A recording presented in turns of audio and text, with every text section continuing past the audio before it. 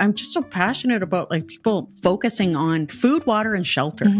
Shelter is your home. Shelter is your environment. Shelter is like where you're raising your kids. It's where you're spending time with your husband. It's where you're like relaxing at the end of the day. And why would we make our home taxing us? It's like with your food. If you want to eat healthy food that's good for your body, why would you have your home not good for your brain, which is then not good for your body because of the stress? My name is Lisa, mother of 8 and creator of the blog and YouTube channel Farmhouse on Boone. Join me as I share with you my love for creating a handmade home from scratch cooking and a little mom and entrepreneur life along the way.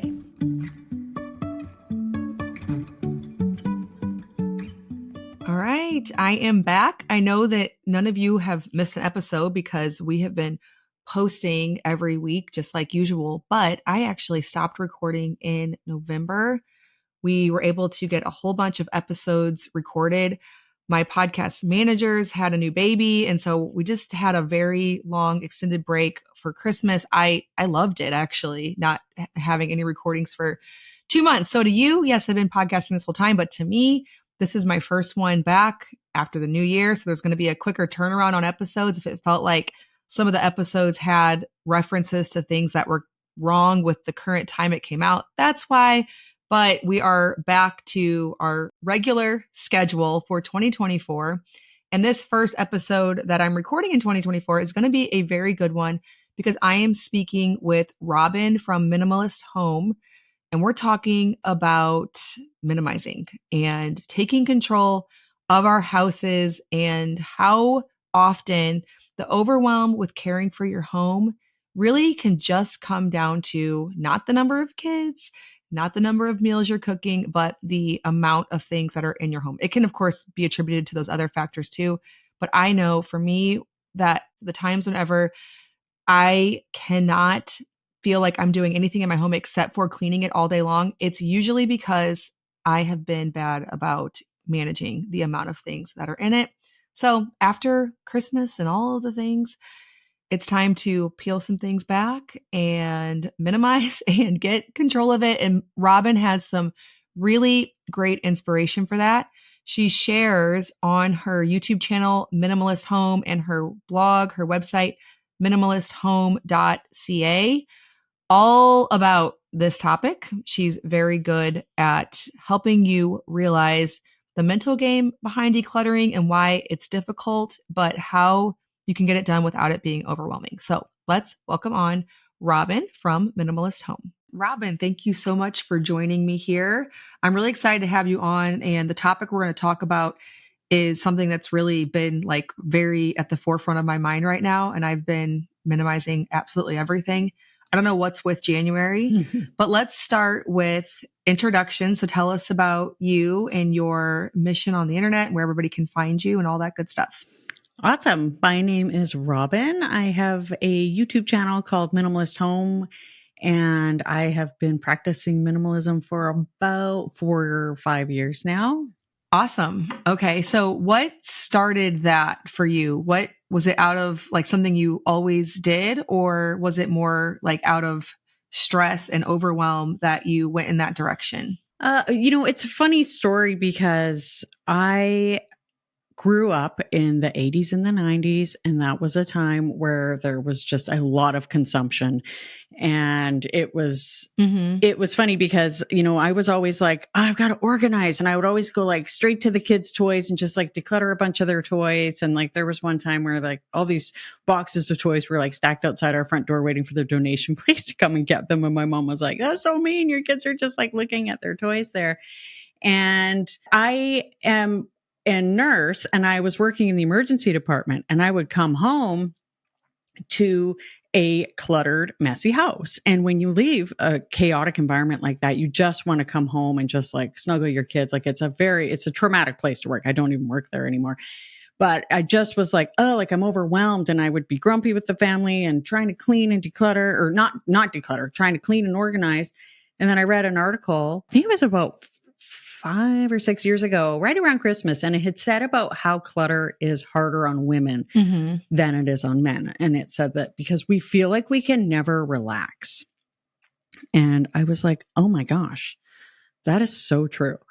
And since then, I've been doing research, and they're, measuring the stress hormone cortisol in our bloodstream. It's much higher in women when we're in a cluttered environment than it is in men. And I was like, oh my gosh, like, yes. So I started decluttering my house, and immediately everybody started feeling better. And I just never looked back. Yeah. Well, what I find, I've been thinking a lot about this lately, pondering it a lot. Obviously, we just had the Christmas and all of that. And so we end up with some extra stuff, at least we do in our home. And I've been thinking about how we're almost the generation that probably struggles with this the most, because it wasn't too long before us that goods became really cheap. Actually, it was probably even in our lifetime. I was born in 1985, and we were looking at catalogs from the 90s, and the items that were in the catalog, even not for inflation adjusted dollars, just dollars, was more expensive when we were kids than it is now. So stuff has become really easy to come by, extremely cheap. This is all from globalization, and there's like a bunch of economic factors that go into all of this. But we still hold on to this stuff is kind of hard to come by mindset. If you're under the age of 40, maybe not. If you're over the age of 40, or I'm, near 40, you kind of still have that left over. So I wonder if moms who are like 22, 23 right now are going to struggle with the clutter problem as much as we do, because we are in this weird time frame where we still like have the influences in our lives. Like my grandma told me about the Great Depression. She was born in a year that she remembers the Great Depression. She told me about it. She's passed away since. So we have like the influences of those people in our lives. We have the way everything changed, and probably the way, we outsourced everything to China sometime in our lives, like not that long ago. And so we have that. And then yet we have so much stuff because it is so easy to come by. Those two things together are a huge problem. Do you know what I mean? Absolutely. And that's actually one of the things that I talk about the most, is that I think most people, like our age group, I'm a bit older than you, but for me, it's my grandparents were raised during the Great Depression. And then my mom, she's their child, and she always says, you keep things for good. And I remember like under our stairs at our house, there was always like, just like this growing pile of boxes. We didn't even have like that much clutter as a kid, but there were like garbage bags full of stuffed animals. And it was like, people didn't even think that decluttering was a thing. It was like, it just didn't even exist. And they might not have needed to. Right. Because it was hard to acquire things. So they wouldn't have gone through their lives with the amount of acquiring that we do. And so they didn't maybe necessarily need this minimalist kick in the butt, like this is what you should do. But then we're in this weird spot where we have that speaking into us, but yet the amount of stuff that comes in, like, yeah, you were saying they kept those trash bags full of stuffed animals. That might have been all the stuffed animals they ever got. Can you imagine if you never got rid of a stuffed animal, what that would look like in your house? Yeah, it's very interesting, because my grandparents, they just moved out of their house a few years ago. So they've just celebrated their 60th anniversary, and there was so much stuff, and they were always at each other about, decluttering their own stuff. Their garage you could not park in. And there was a lot of stuff, and they had accumulated everything throughout their lifetime. And some of the things my grandma still had in boxes. Their house was not cluttered. It sounds cluttered, but they had just really made very good use of their storage, because it just wasn't something that you would do. And I 100% agree. Right now, I think consumption is at a very interesting time. And I think that historically people, if you went back in time and you tried to explain minimalism to people, they'd be like, what are you talking about? Like, this doesn't even make sense. Like, of course we just like have what we need. Yeah. It wouldn't have made any sense. Yeah. It's such a modern problem. And I think people need to hear that, because in some ways there's a little bit of guilt associated with this topic. Like, even talking about getting rid of some of the things that we have to talk about. And I watch your channel, and I watch Dawn from Minimal Mom and Clutterbug. I find all of this very fascinating. And I notice a lot of disclaimers throughout the content. They're like, I know you're probably not going to like this, but I'm going to put this in the trash. And I know you're probably not going to like this, but I'm going to be donating this, because there's almost like a holiness associated with keeping and being, resourceful. And I completely understand that. And I'm kind of held in the balance of that is a value, but that was not like with the world that we're in today. It's so different. And so we can't, like, there's all these tips right now about like depression era. They did this, they did that. And people are like, keep all of your yogurt containers. And in today's day and age, just things are just so darn easy to come by. Everybody's passing things around. They're trying to give all of their junk away to other people. I don't even like the way that it is, but it is this way. And so we have to figure out how we can still love our homes through all of that, Yeah, I think actually decluttering to other people is a really big problem. So often people, when they are decluttering, and this will often be something that like your mom or your aunt will be like, oh, I was decluttering and I thought I would give these things to you. Yes. And yet it's like, that is it's so for me on my channel and in my membership and on my blog now, I talk about how to parse out the emotional things, because so much of it is like, if I give this to my daughter, then I'm not getting rid of it. People, they put all of these attachments and these expectations and these beliefs onto items. And these items are not, they're not you, they're not your memories. And yet people feel like they are. And so if I just pass this on, then I don't have to have that guilt. And it's like decluttering baby clothes is a painful thing. Like I've got 3 teenage boys, and if I go back and I look at their baby clothes, like I keep a few things, but I still am like, I'm never like, oh yay, I'm getting rid of this baby thing that was my son's, but I'm making a decision like, okay, I have to pass this on. And yeah, it definitely can be a struggle to sort of decide like, what should I keep? Because of, like I want to keep my house minimal, but at the same time, I want to be prepared. I live in an earthquake zone, so I don't want there to be an earthquake happen and I'm not ready. Yeah. Well, I consider myself fairly good at this because it's something I've been trying to do for the last 15 years. But I even watch the videos on YouTube where it's like 500 things to declutter. And there are so many things in there that I'm like, oh yeah, why do I have that?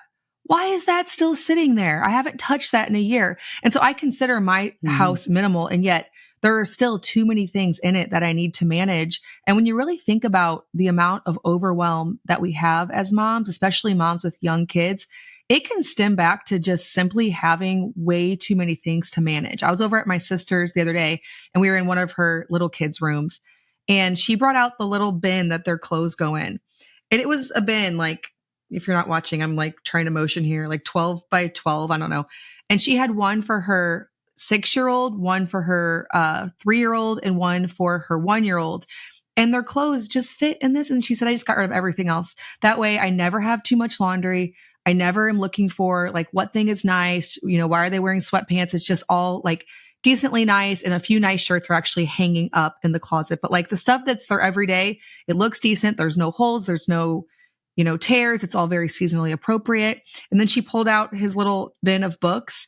And I'm like, yes, why do I have 100 books in my kids' rooms? I consider myself pretty minimal.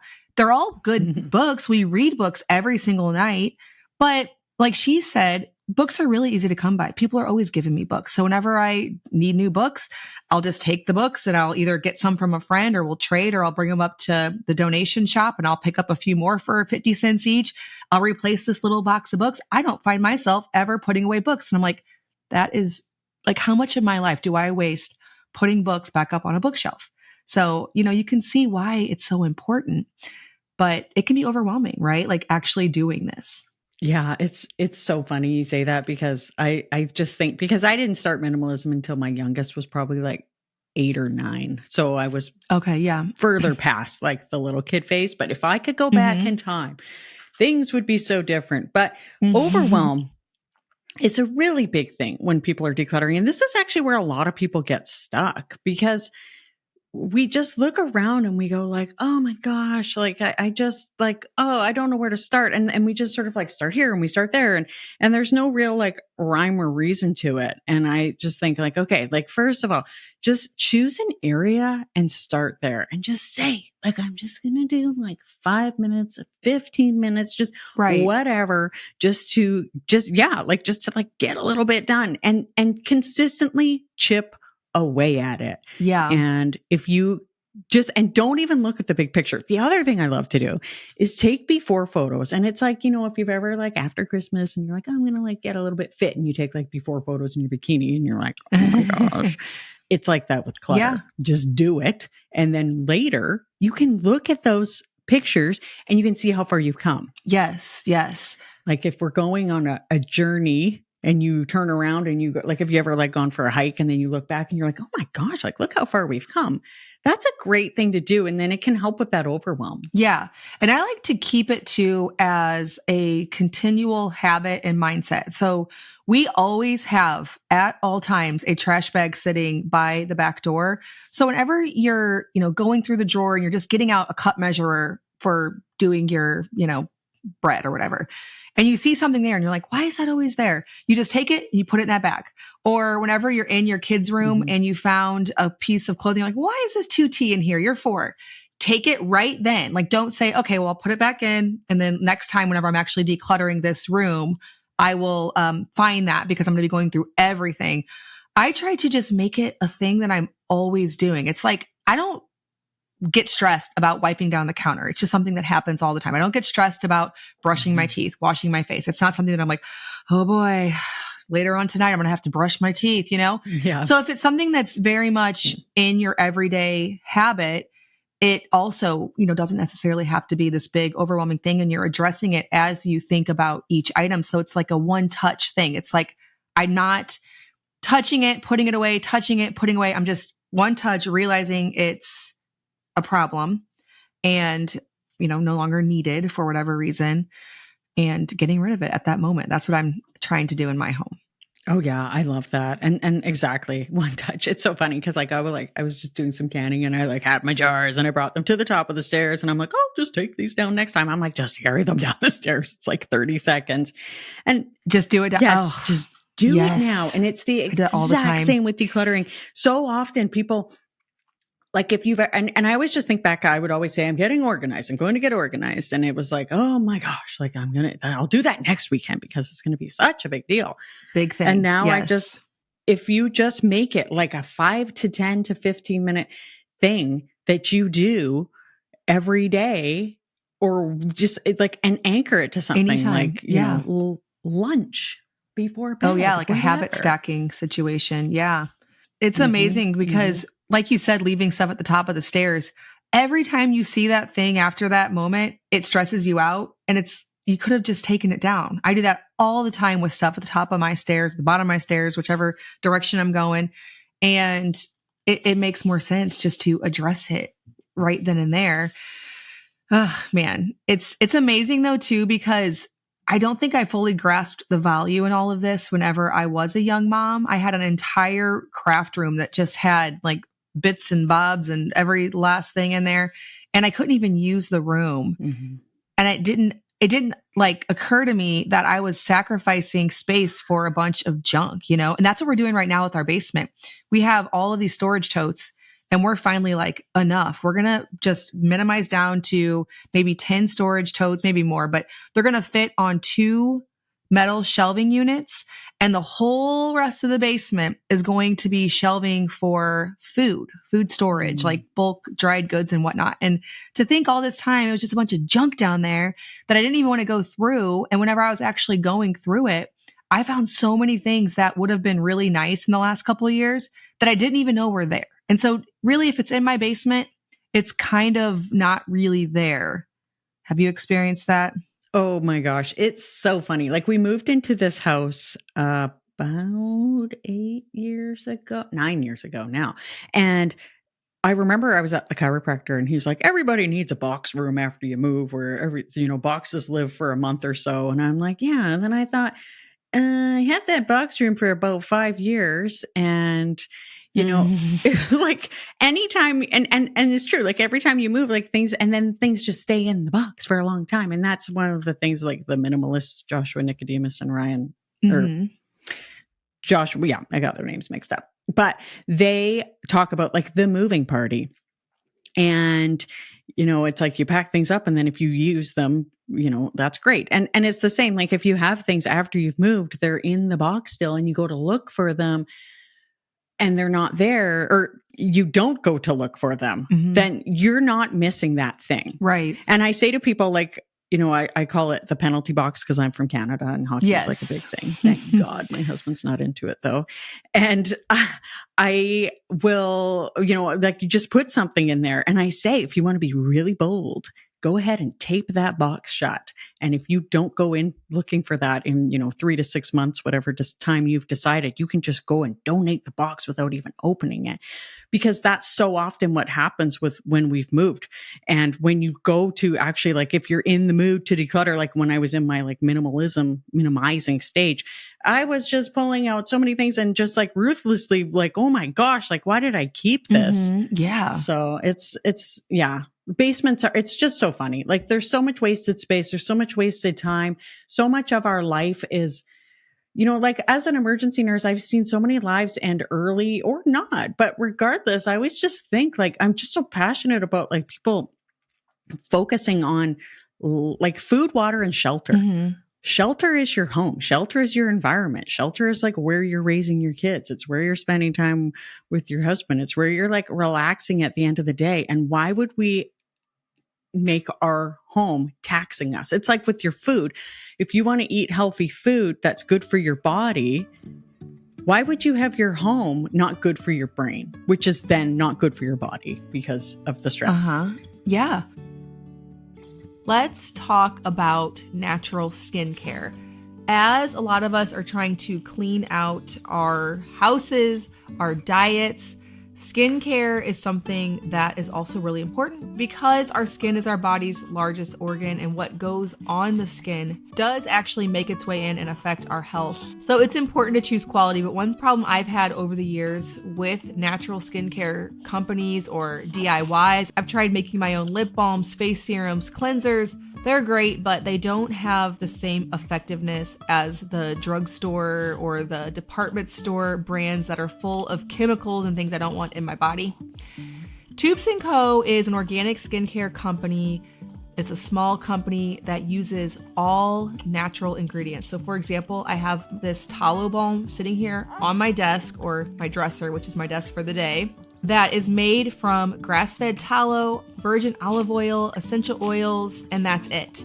It's super luxurious on my skin. I love it during these colder months because my skin tends to dry out and look really lifeless, but this product really nourishes it and brings it back to life. I also love Tubes & Co. makeup. I currently have on the Tubes & Co. eyebrow pencil, which is my favorite thing, the primer, the foundation, the mascara, for a really simple, low makeup, but yet not just my bare splotchy face look.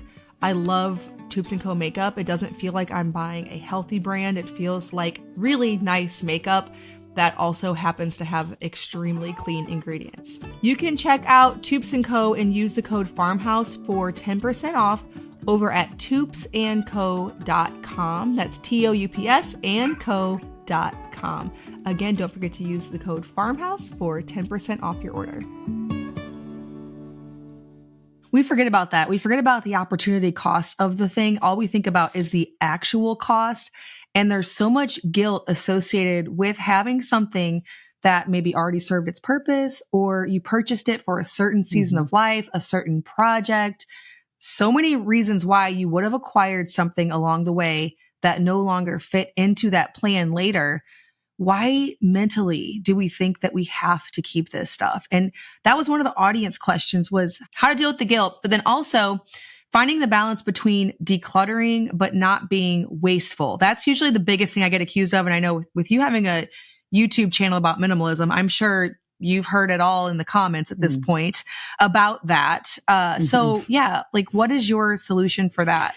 You know, it's so funny when people think like, decluttering is wasteful, because I don't view decluttering as wasteful at all. I feel like keeping the things in your home that you're not using is far more wasteful, I because agree. first of all, somebody else could use it. And people, they love to give inanimate objects like human attributes, and they say, I feel sorry for this item. Well, if you feel sorry for the item, don't leave it living in a box, right? Same with sentimental things. Like if you have a sentimental thing, I mean, I have the odd sentimental thing that's in a cupboard, but most of them are out, because I'm like, well, why wouldn't I enjoy them? They're sentimental, right? They're meaningful to me. I feel bad for the thing in the box. And there's so much guilt when it comes to decluttering. But I always say, like, if you're not using it, you're harming yourself, because it's cluttering your environment. You're wasting it because somebody else could be using it one day. And then when we're living with, and this is a really funny one, is people hate when you throw anything away. Now, I'm all about recycling and Yes. repurposing whenever possible, but sometimes things are garbage and people hesitate so much to put them in the garbage. And I'm like, so when you die, where do you think it's going to go? Somebody is going to put it in the garbage. Yeah. So would you rather live with this garbage now, Yeah. or would you rather it be in the landfill now? I mean, and also sometimes things can be donated now before they're in disrepair and somebody can fix it or whatever. Yeah.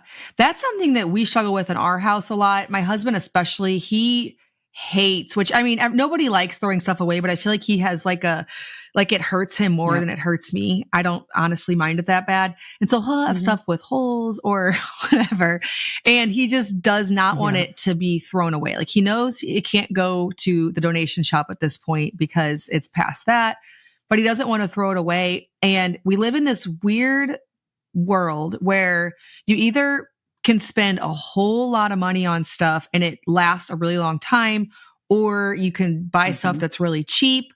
And I'm like, you know what? We almost have to decide. Are we going to try to like spend hundreds of dollars on each clothing item? Or are we going to be okay with when it wears out, throwing it away? And it's tricky because you also don't want to, make your kids' play clothes cost hundreds of dollars. And ultimately stuff wears out. Everything wears out. And so my solution with all of this not being wasteful is just being more mindful of the actual acquiring of things and trying some of those tactics where people give tips about like putting it in your cart and then seeing if you still need it after a while, or going around and making a mental list of all the things that didn't end up working out how you hoped that they would whenever you added it to your cart. And I'm saying added to your cart because we're modern. And so it's probably getting added to the cart as opposed to seeing it in the store and putting it in the cart. But seeing that and thinking, okay, how can I avoid thinking that this is going to change my life, make my life better, before I get to the point where I realize it didn't and then have to get rid of it. But ultimately, we can't be that guilty about it, or we're going to just have these homes that just drag us down. Well, it's so funny too, because I don't know, it was like Christmas was happening and we have our son went to university, he's 18. And I'll say like, oh, I feel guilty about this or that. And I said, do you, to my husband? And he's like, no. I'm like, do you feel guilty about anything ever? And he's like, not really. Like mom guilt is such a big thing. And I feel, it is. It's so much worse. And so I'll be like, oh no, like I bought that and I didn't use it, or I'm decluttering this and what a waste. And it's like, no, like this is an opportunity to learn. And why like beat ourselves up? The other thing is like, so often we're keeping things. So you mentioned before the crafts or like leaving things at the top of the stairs to bring down. Those are called nagging unfinished tasks, also known as nuts. And those actually can cause a higher level of stress than just say like a messy kitchen because you just cooked all day. Because it's like, oh yeah, like, and it just keeps like, it hits you over and over again. And it's the same with things that you buy that you're not using. Yes. So if you just go ahead, pull the trigger, make sure that you, and use it as a learning opportunity. Like I've bought things and thought like, oh my gosh, like why did I buy that? Or, I bought 2 turtlenecks last year and I didn't try them on because I hate trying clothes on. Right. And then I get to a different, my home city and I'm like, oh, now I can't return these. Well, that was a waste of money, but I donated them because and lesson learned. Yeah, exactly. And you're going to go through life and you're going to make some mistakes about what you purchase every once in a while. but keeping them in your home isn't going to undo the bad purchase. That's the sunk cost fallacy. Right. It's not going to make it better. It's just going to make it to where you somehow think that someday in some weird circumstance, it's actually going to be the right thing. But all the while, it's just literally making your life worse. So it's hard to, I think most of decluttering and keeping clutter is just psychological, right? Like that's kind of the whole thing. Almost all of it is psychological, really. Yeah. I mean, if you could just go through it completely neutral and just be like, use it, don't use it, use it, don't use it, right? Like it's so, yes. and it's just a psychological game. And so often, like, this is another thing that I talk about a lot is like patterns and habits. Like every time we go to declutter, where do you get stuck? Like, where do you always stop? What is it? What thing stops you? And it's like the overwhelm. Is it the sentimental things? Like I've got a quiz and, I talk about nostalgia, momentum, indecision, and procrastination are really big things that keep people stuck. And for me, nostalgia, like I can put nostalgia on anything. Yeah. And it's just a matter of detaching that and just cutting that cord and saying like, no, like I am choosing my happiness and my health over this. And we just like put so much, I do anyway, put so much pressure on myself trying to be perfect. Like perfectionism is another huge thing that gets people stuck when they're trying to declutter. I was at my sister's the other day and we were talking about this because we both are in this mood right now, which what's with January? I don't know.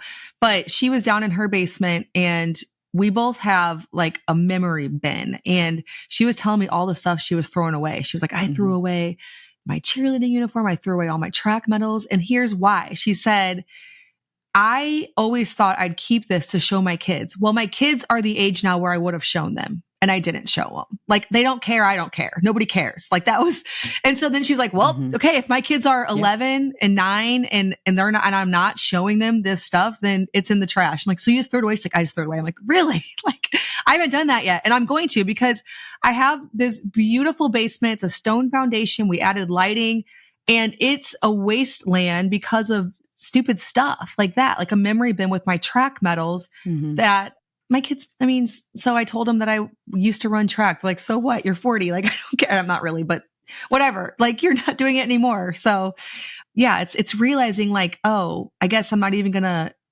what am I going to do with this stuff?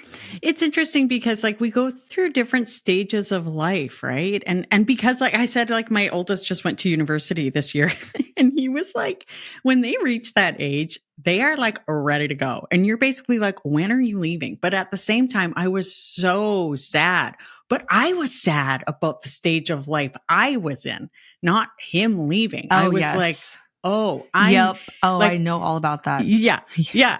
And I was like, we're driving down in North Vancouver and the Thomas the Train song popped into my head and I just burst into tears and I'm like, oh I could see that. Like, right. And I'm like, do, do, do, do, do, do, do. And I'm like, oh my gosh, like I'm so sad. And then I'm like, this is about me entering a different stage of life. And I was like, oh my gosh, I had so many epiphanies. And it's like, yes, like you save those track medals. So when you're like 15, even 18, you're like, I'm not getting rid of my track medals. And that's why it's great to just go back and reevaluate things. Yeah. Yeah, that felt important at that time. And I guess like for her, she was going through her basement and she had the revelation like, oh wait, my kids are the age now where the thing I thought I'd do with these, I would do and I didn't. So they're gone, and she was talking about all this other stuff she was throwing away. And I'm like, did you tell your husband that? And she's like, he'll never know. I'm like, okay. So like now, but she has this redeemable space that she can use for the real stage of life that she's in. And that's what I'm always thinking, like, what am I giving up to keep this stuff? Like, what is it that actually could happen here if it wasn't for this? Because there's so many times we think, oh, I can't do that. I don't have this. I don't have that. And it could just be like the clutter, in our homes. So it's tricky. Yeah. And we can't hold on to the past. Like, yes, as much as we want to, we can't. And like, it's like everybody probably thinks about how they're going to die every single day. Like, I know I do. I don't want to, but I do. And it's just like one day I'm like, yep, And it's like, that is a huge part of why people struggle so much with letting things go, because you're acknowledging that that is done. Like, True. my It's oldest over. moved out of the house. He's not a child anymore. Yeah. He might move back like for, little short times here and there, but like he's never going to be living in your house, fully embracing that life anymore. Like he might move in for, short times, but like that season's over. And I know just what you're talking about, because I think about that all the time. The thing that I reminisce about is my very young motherhood when it was brand new and I just had a couple of kids. And it's not that I want to go back there. I love having 8 children. I love having teenagers and all of that. But that time was so sweet and I didn't know it would end. And I know that sounds so dumb, because of course I did know it would end, but I didn't, I really didn't think it would end. I don't know how else to describe it. Like, it was a time where I'd put my 2 little girls in the stroller and we'd go on walks for 4 miles and we meet up with friends in their little play groups. And like, I still have little kids, but I'm older. The moms that I hung out with then, their kids are like teenagers in school. I kept having them. So I still have little kids, but I also have, it's just so different. And I never saw it coming. And so I think sometimes it is that we're mourning the stage of life that we're no longer in. And that's why we're holding on to things. That makes a lot of sense. Well, and it's funny too, because I was just thinking, I watched Saturday Night Live in the 90s and the early 2000s. And so I just found, yeah, same. Did you? So David Spade and Dana Carvey have this awesome podcast, and I have been binging it this week. And, I was thinking, so Dana Carvey's 68 and David Spade's like 58. And I'm like, oh yeah, like they're older. And then I thought back to myself when I was like 30, and I thought, and it was somebody was talking about being 30, and I thought, oh my gosh, like so young, like enjoy it. And I'm like, Robyn, you're 44, like enjoy that. And it's just like, how do we live in the present? Right? Yeah, it's all a mind game. Yeah. The current age you are is always old, right? But then but when you were, now looking back, like none of those ages were old, but yet, yeah. Yeah. I know just what you mean. It's so true. I feel the same way. All right, we'll take a quick break from this awesome conversation to tell you about my 5-day blogging business challenge. So if you followed along for a while, you might know that Luke and I have done this exclusively from home, the blog business, for over 5 years now. He quit his job and we run my blog. Now, I also have since added, of course, a podcast. I have a YouTube channel, but the blog in itself could support our family. And I love the passive income that the blog provides. It's the least invasive for our family life. It's the easiest thing to work around. If I had to get rid of every aspect of my business, the blog would be the last to go.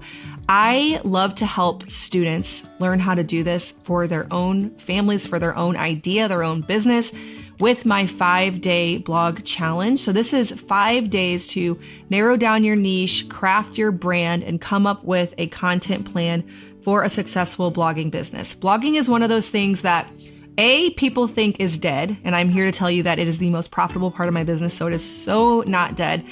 But the reason B, they think that is because there's a strategy to it. It's not just a journal anymore. That kind of content's reserved for Instagram, for YouTube. It's different, but as big of an opportunity as ever.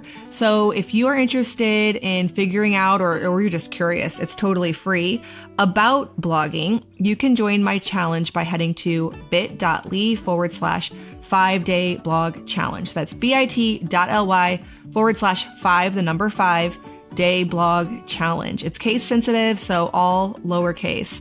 All right. Hope that is helpful for you. Okay. So let's talk a little bit about some of the practical things like in the kitchen. So somebody asks, we do a little Q&A over on Instagram. How can you be a minimalist and have all the kitchen tools needed for cooking from scratch? Since I started cooking from scratch, it seems like I have no room anymore in my pantry and kitchen because of all the needed equipment. I know you're a from scratch cook too. I am. And, And I used to, as a quick aside, I would look at my grandma, like the one who moved out of the house, and she had all this, everything you could ever need in the kitchen. And I aspired to that. And that was one of those emotional things where I'm like, I'm going to be like grandma. And that was one of the hardest things, was decluttering my kitchen and letting go of like a silicone bundt pan that I'd never used, right? It's like the Yes. aspirational stuff. So I like to call myself minimalist light. I am not like Joshua Fields, Milburn, and Ryan Nicodemus. I have some things. I have hobbies. I cook. I have a pasta roller. I have, a microplane. I have a citrus zester or squeezer. And I'm a gardener. I have garden things. So I have things. Yes. But I keep things that I only use. And I love the idea of and I'm lucky because we moved into this house and it has a nice big kitchen, which is great, but it's not full. And that is because I evaluate what I'm using and what I'm not using. And if I haven't used it within the last year, for example, my ice cream maker, I used it last summer. So I'm like, all right, I'm hanging on to it for another year. But if ever I don't use it, that sucker's gone. We better make some ice cream soon because we love that thing. It's a matter. Oh my gosh, right?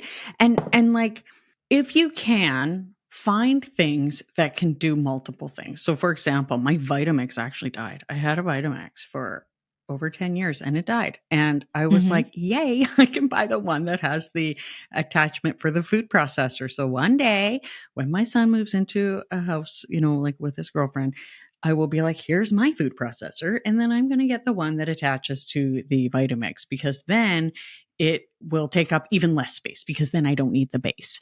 And it takes time. It's like the Instant Pot. Like that can do multiple things. And some people, they're like, well, I need a rice cooker. And I'm like, you do what works for you.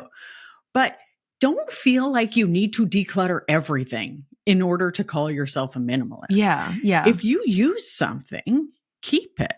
If it's saving you time, for goodness sakes, keep it. Yes. I've heard of the term essentialist, and that's like what you need for it to, like, what you understand what it means. But basically, I mean, who cares about the title, right? Like, I just want my home to function in a way that doesn't stress me out, that isn't too hard to manage, that every day I don't have this moment where I'm like, all I do is clean. And I've had those times of life where every day at some point I break down and I say, all I do is clean this house. And you know what it is? It's too much stuff. When I don't have too much stuff, I don't find myself saying that. And that's another reason too, with like all the kitchen stuff that we are doing our big basement thing, is I'm going to keep certain items that I use at certain seasons. So like we have a cheese press. The cow is not currently in milk. We actually had to dry her off, which I haven't really talked about yet. But last spring, I needed that cheese press every single day. I'm not getting rid of the cheese press. I'm going to put it in my big basement pantry area because I really value clear countertops. I don't even like to leave the toaster out. If people make toast, you make the toast, you put it back. I cannot stand seeing stuff on my countertops that aren't like, bread rising or maybe a bouquet of flowers and some eggs. Other than that, it's got to go. My mixer, a few other things, but you know what I mean? Yeah. So I'm going to make a different space down in the basement for extra milk jars. Cause right now we don't need the amount of milk jars we needed before, and they're all cluttering up my pantry, but I'm not going to get rid of them because I definitely am going to need them again.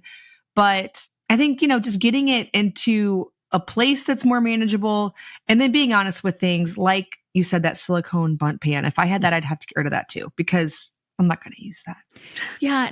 Regularly anyways. Yeah. And it's funny because like I just started getting into to canning a few years ago. So every time I buy something, this is the important thing, is going like, where am I going to put this? Yes.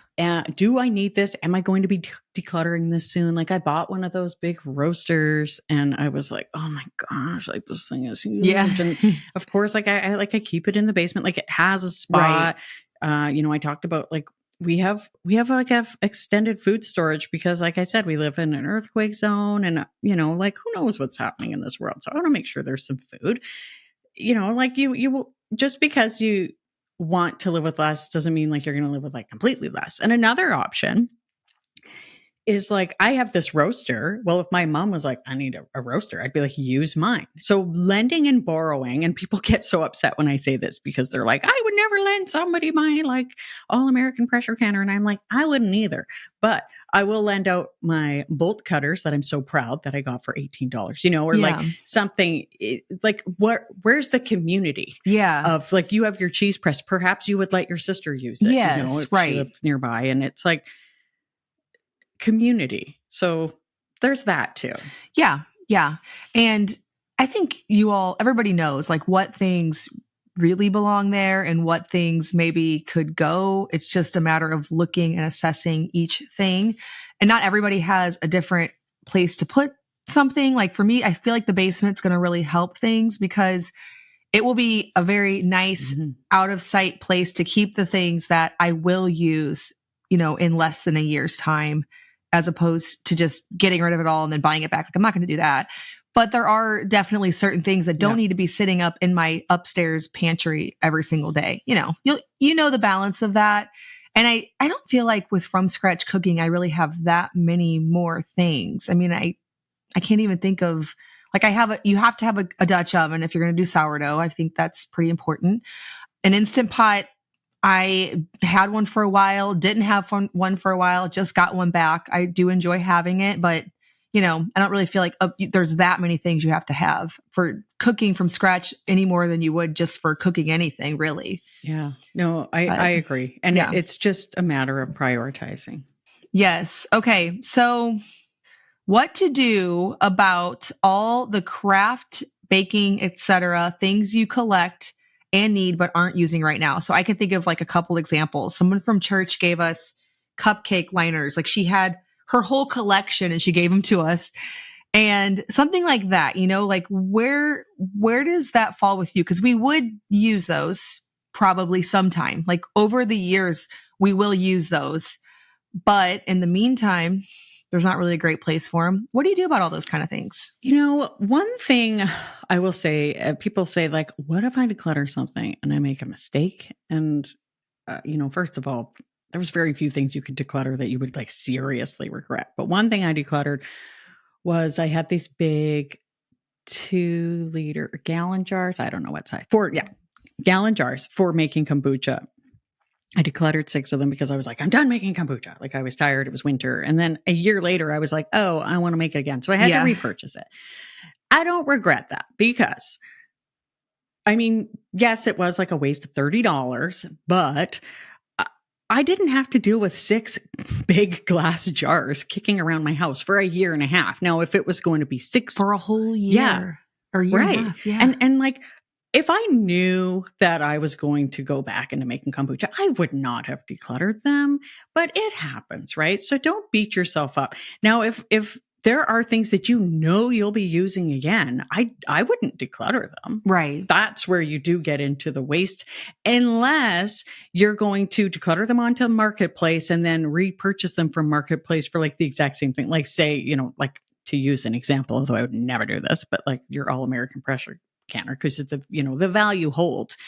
But other than that, I would keep things that I do plan on using again. That's why I say like I'm minimalist light. Like I do have some things set aside. I don't want to be wasteful, but at the same time, I don't want to be surrounded by a bunch of stuff. Yeah, and it all depends on how good you are at organizing everything and how much stuff you have if you can organize it. Because if you can't find it back, then you should have just gotten rid of it a year and a half ago. And that's kind of where I fall. I don't feel like anybody in my family is super organized. Yeah. We all kind of just let things land where they land. We're all bad about it. Like I get on my kids because I'll see something out by the swing set. I'm like, get your coat, get your shoes. And then I notice myself doing the same kind of stuff. Like my brain doesn't always, coordinate with my hand when I'm doing things. And so we can't keep as much stuff as, say, my sister, whose mind is she's fully attached to what she's doing. Like she doesn't do those kind of absent-minded things. And she also is very organized, and all of her family is too. And so they can manage more stuff than us with ease. Whereas I have learned over the years that my kids inherited that from me and my husband, and none of us can manage a lot. And so if we even have extra, we don't really have it because we literally cannot find it. Yeah. And in my house, 80% of us, including me, have ADHD. in my house. Like there's one kid without it. Yeah, maybe we'd call it that. I don't really know. Well, yeah, my brain doesn't always go to the meeting with my hands when I'm doing stuff. And that's just it. So yeah. it's like, yeah, like we can only handle so many things. And I have one kid, he is so multi-passionate, like the amount of things that he has on the go. But then it's like maintaining that and like, where's that focus? Like I painted, the picture behind me and then I like saved my paints and I was like, am I going to paint again? Well, I'm not really in a stage of life right now where I have a lot of time to paint. I have enough hobbies. So maybe I'm just going to go ahead and like declutter those. First of all, like they'll dry up. So that's a great thing to say. I can let those go. Yeah, it'll go bad. Repurchase it one day. But yeah, like there's no right or wrong answer for anything. But, and I, like you said, if storage is an issue for you, I would not be hanging on to things, especially if I can get them back. Yeah, it's such an issue for us. Like we're just terrible at it. I actually bought a label maker because I do want to, on those 2 racks I was talking about in the basement, get things in bins where I actually can know what's in it. But then we'll do stupid stuff where we'll label something. And then one day when we're really just like quickly trying to swap out like winter and summer, I'll like throw a couple life jackets in where the winter was and grab out the snow pants. And then like everything's all jumbled up and it says like Johanna on the side and it's Christmas stuff. And I know that's just laziness in that moment of trying to get something done really fast. But I've done this enough years to know that I can't handle that kind of stuff. It's not worth keeping for me. Yeah, that's why I don't even I do labels on the Christmas bins, but even then I'm not 100% consistent. But yeah, people have said to me about like kids putting things away, put labels up. I'm like, first of all, I don't want to look at them, especially in the kitchen. But also I'm like, it won't work. Like it's not going to work. Yeah, I know. I'm like, well, that would require, because I labeled all the shoe bins. Like, I'm like, this is going to change my life, And I'm like, well, it still requires everybody to put the shoes when they take them off into the bin that says their name. It's not like a foolproof system. I'm hoping the label maker thing sort of helps in the basement, but I'm probably going to end up decluttering that stupid thing. I mean, we'll see. Yeah. I'll learn my lesson with that, but I'm going to try like one last ditch effort to see if I can maybe I do the same thing with spices. I have all these spices labeled and before you know it, it says like fennel and then it's black pepper in it. Cause I at one point was like, I'm just going to dump this in here really quick.